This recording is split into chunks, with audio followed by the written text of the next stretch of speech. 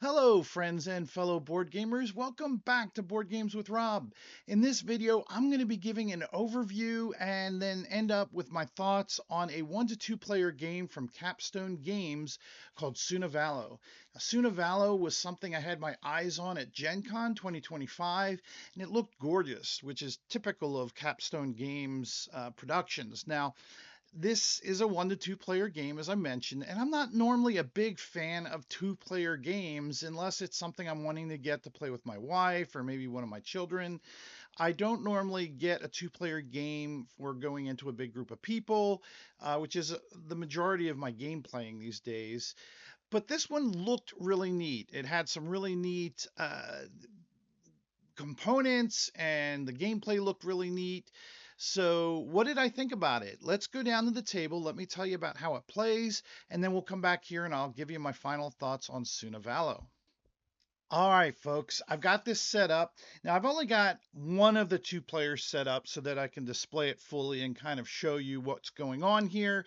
However, the other side of the main board, which is up here, would just have another one of these, but white pieces. And these pieces are really nice. They're wooden pieces, really nice quality, which, as I mentioned in the intro, is very typical of Capstone Games. And really, the game is pretty simple. It's not, there's a lot of strategy here, but you're really doing one of two things on your turn. But let me kind of, before I get into the gameplay, let me kind of break down what we've got here. So, as I mentioned, this is a player board, and you've got a number of these wooden pieces, and they're either going to be wooden boats, they're going to be crates, these little keg-looking things, or they're going to be chests scattered throughout. Now, each player will also have 2 cog wheels here, which are going to go up 2 tracks. So these wooden components are going to be removed during the process of the game and placed onto either shipped goods or purchase good orders that you have either out here in a joint display or on your production board or on your player board. And by removing these goods, it's going to open up a couple different things depending upon where you're pulling it from, which therein lies some of the strategy you'll be using. Here, it's going to be opening up spots to allow you to move up on these tracks. So you can, through the game, you're only going to be able to get up to as far as there's a wooden piece there blocking you. You're going to have to find a way to remove that to be able to continue up the track on both sides. And then up here, you're going to be opening up some abilities to place goods, and we'll get into that once I start talking about the different actions that you'll have on the game. And then over here, it's going to be unlocking different abilities. These are trading abilities that you're going to be unlocking. So this side of the board is more about upgrading your actions, whereas this is clearing the path to be able to go up these progress tracks. And then these are public delivery orders. These are orders that you'll make deliveries to that are available to both players. Again, broken into Era 1, Era 2, and Era 3. These tiles are going to be those that you're going to be able to acquire and place on your side of the board. These are end of game bonus abilities, and these are kind of upgrades that you can place on your side of the board. Once you get past that and unlock that, then you'll be able to draw from this area of the board. And then you'll have a progress tracker going through as you play the game, which is the cards themselves. Each player's board, again, I explained the wooden pieces, but the majority of your action is going to be coming from these individual lanes. This game is an engine builder at its heart, and you're going to have these 6 different lanes represented by the backings of these cards. So, for example, this is a production card. It's blue. It would go down here if I purchased it. Same here with here. That would go down there. The banners are going to match the particular row that they're going to go in. And when you purchase a card, you're going to run that engine or that lane. And each lane has a beginning action that will trigger when you run that lane. And then cards will add to that ability. So if I was to purchase this card, then I would do the top action and then the second action. If I was to then go ahead and purchase another green card, I'd stagger it like that. I would rerun the lane. I would run the top action, this card's action, and then this action. So the game is fairly simple. You are either going to be purchasing a card from your side of the board, from your opponent's side of the board, or from the middle here. And each era will complete once this deck runs out. There are 3 separate decks, one for era 1, one for era 2, and one for era 3. All right, through the magic of video editing, I've made some adjustments out here. I've started this player out with their beginning resources, which you will start with one of each type.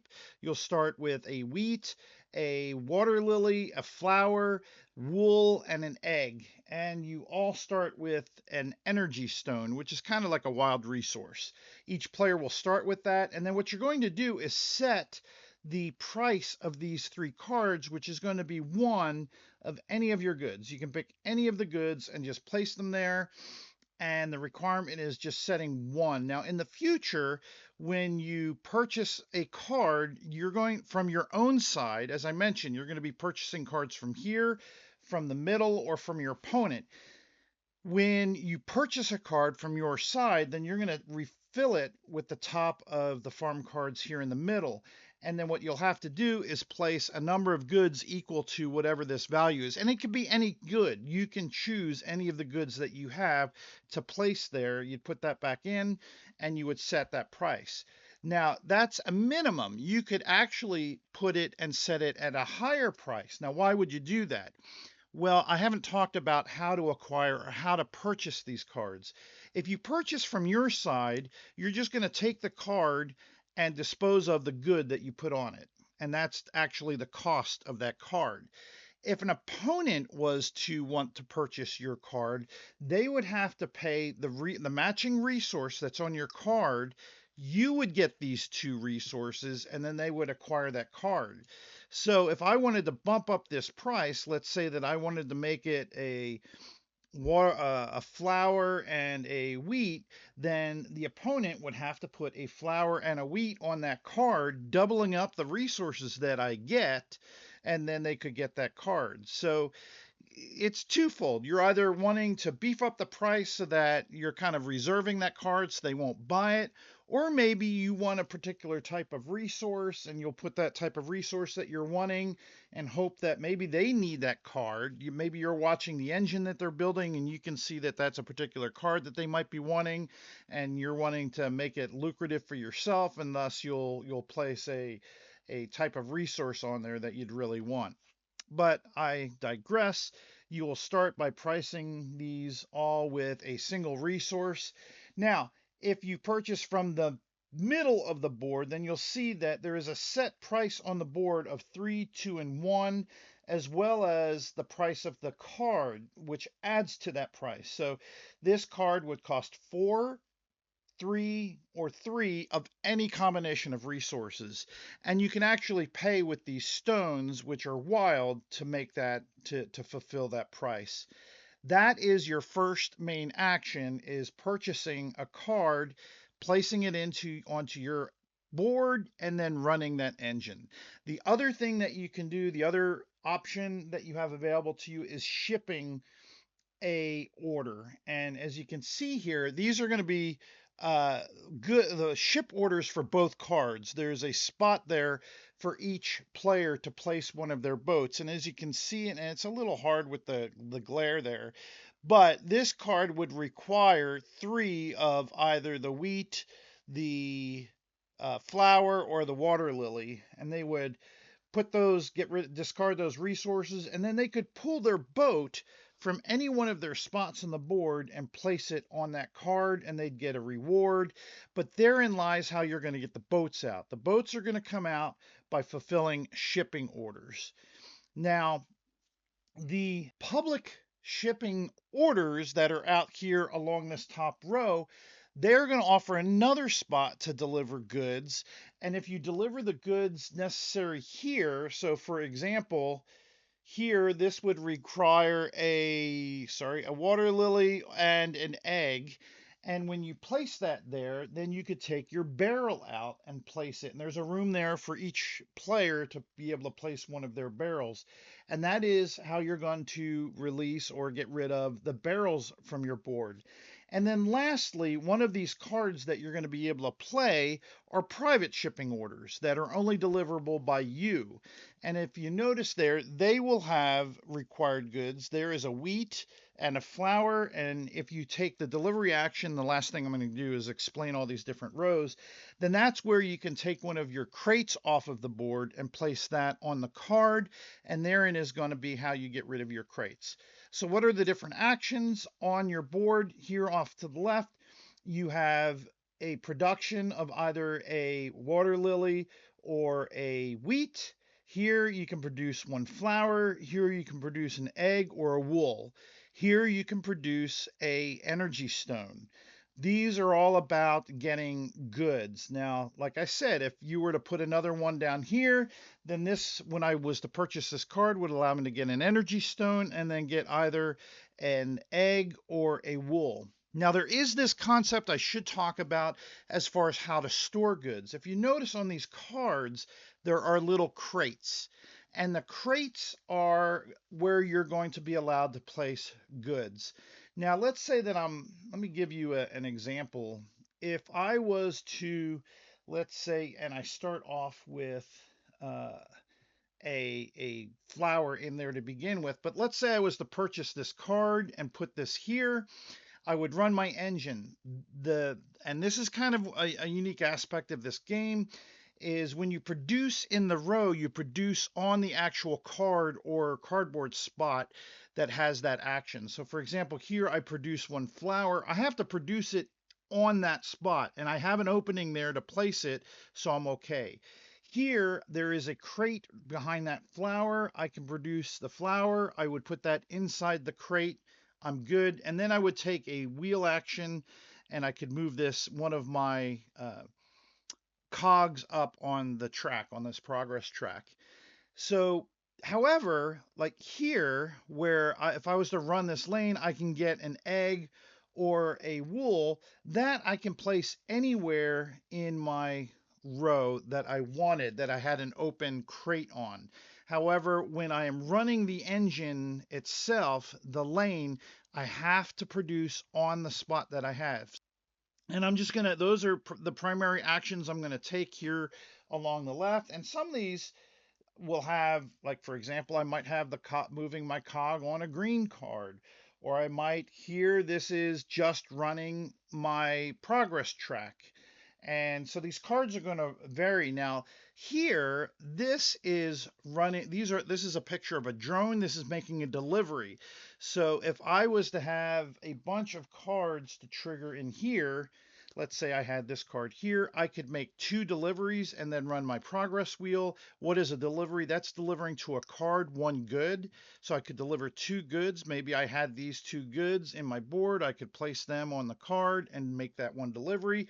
Or I can deliver up here to my public delivery card. That is not making a shipping delivery. These are only either here in the public or on my private cards. Now, if I run this side of the board, which are just going to be delivery cards, I can only deliver to that row. And the amount that I can deliver is the amount of drones that I have over in this row. I would not be able to run any of the cogs that are on these cards, just make deliveries for the amount of drones. So at its heart, this is an engine building game. I'm going to be purchasing a card, placing it, running the engine. I'm going to be unlocking a bunch of different upgrades. And one of the things that these things over here, these slots allow me to do is allow me to trade energy stones for goods or one of a particular good for another. And this allows me to better those trading rates that I've got. And that therein lies the game. I'll play over 3 eras. All right, so that is the 2-player game Suna Valo. And like I said, I didn't explain every single rule in the game. There's a lot of nuances that add to some strategy in this game, as far as, for example, everybody gets an upgraded character that has some special abilities. They get dealt 2 and you get to pick 1. And there's a lot of those upgrade tiles will make it so that when you take certain actions or run certain of your rows, you might get a certain good or ability. There's special cards that might trigger when you reveal them from those farm error cards that give benefits to everybody. This game is deep and has a lot of mechanics going on. At its heart, it's an engine builder and resource management type game, but it's a fun game. What do I think about it? I rate this an 8.5. I'll go right to it. I like this game a lot. It's one that I keep going back to in a two-player situation, and that's really the only thing that I think keeps this from being higher. Is I wish I could play this at higher counts, but I understand the back and forth. This game at its heart is adding the complexity adds because those goods that I have, I can grab from myself or from the center row, but I also have my opponent that I can pull from, and therein lies some of the coolness of this game is that that opponent can maybe they need resources and they want me to buy the card, and so they'll set that price low, hoping that I'll buy that card and they'll get those resources. Resources are tight in this game. You're going to find yourself there's tokens that I didn't show that are negative. They're like loan chips. If you have to when you replace your card and pull from the middle of the board, you have to place goods from your board onto those cards at the minimum, whatever is at the bottom of that card. And if you don't have resources, you're going to have to put a -1 chip on there saying that, you're going to get a negative victory point at the end of the game. So yeah, I'm sorry, resources are very tight in this game. But this game's so fun. I love engine builders. I love building up this engine and running that whole line. The components in it obviously are gorgeous. Now, I'm gonna the cubes. I mean, the goods are all cubes, which is funny because back in like when Agricola was big, everybody, the goods, were all cubes, and we all thought that was great. These wooden cubes for goods, and but now with all these different upgrades that are available and people putting like little nice little tokens for goods, we're kind of getting spoiled. So yeah, I would have liked there to have been maybe some options of and different types of goods. I don't know. The fact that they're wood, that's good. I mean, the option might be, getting a little cardboard circle with a picture of the good on it. I don't know that I would have liked that. I probably would have preferred the wooden bit. But even in some instances of games, people will have like little plastic resources in the shape of the resource, and yeah, yes, that would have increased the cost of the game. The cards are, I believe, linen finish. They're very nice quality cards. The artwork is superb. The boards very thick. They're dual layer boards. How can I complain with dual layer boards? um, that seems to be the standard now, right? Anybody that doesn't have dual layer boards, we're getting spoiled with that. The instructions, they are a little they do the job. You can't Sometimes you have to go through the manual to understand where a particular rule might be, and that can be a little bit of a hassle, but it's sufficient. If you plan on reading it, from front to back, you'll understand it. It's a little complex. The game isn't just naturally intrinsic and you just jump out of the box and just start playing it. There's a couple different mechanics in there that are unique to the game. For example, setting those prices of those cards, and then um, how do I pay for the cards, being the different types of goods. It's yeah, just a little different, which is good, right? A variety is good. Something different is good. This was a very fun game for me, and one that I enjoy very much if I'm in that scenario of wanting to play a two-player game. This is up there in the ones that I'm going to want to pull out first to play with somebody. I think it doesn't overstay its welcome, and there's a lot of complexity to it. There's enough player interaction to where I don't feel like there's a lot of take that, but yet there's those cards that I have an option to buy from the opponent, and the way that your opponent can set those prices and try and get resources from you is really good. So yeah, I think Capstone did a really good job with this game. It's one of my favorite two-player games, and one that I adore and really enjoy getting to the table. So, folks, give me your thoughts about two-player games. There seems to be a lot of dual games coming out, right? Living Forest Duel. There was a lot of two-player games at Gen Con. There was Rival Cities. There's this. There, like just mentioned, Living Forest Duel. There seems to be a lot of two-player, mainly dual games coming out. This isn't a dual game in that it doesn't say dual in the title, but it's meant for two players sitting, opposite each other and playing this game. What are some of your favorite mechanics in two-player games? Do you prefer bringing out a big box game and just playing it a two-player count, or do you prefer playing games that are specifically made for two-player game, for two players? But folks, at the end of the day, that's Suna Valo. I hope that you have fun gaming, and more importantly, be kind to one another. Thanks.